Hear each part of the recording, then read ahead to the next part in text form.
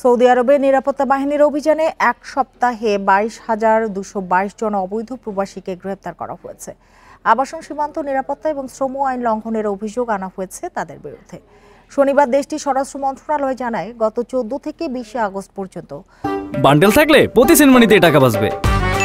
বিকাশ send money bundle কিনে জিতুন প্রতি লেনদেনে।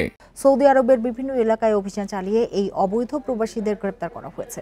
দেশটির নিরাপত্তা বাহিনীর পাশাপাশি সৌদি আরবের বিভিন্ন সরকারি সংস্থাও সেই অভিযানে অংশ নেয়। এ সময় আবাসিক আইন লঙ্ঘনের দায়ে 13,551 জনকে, সীমান্ত আইন লঙ্ঘনের জন্য 4,665 জন এবং শ্রম আইন লঙ্ঘনের দায়ে 4,006 জনকে গ্রেপ্তার করে তারা। অবৈধভাবে সৌদি আরবে প্রবেশের দায়ে 1,786 জনকে গ্রেপ্তার করা হয়। এছাড়া সৌদি থেকে অন্য দেশে পালানোর সময় 33 জনকে ও পরিবহন আইন লঙ্ঘন করায় 18 জনকে গ্রেপ্তার করা হয়।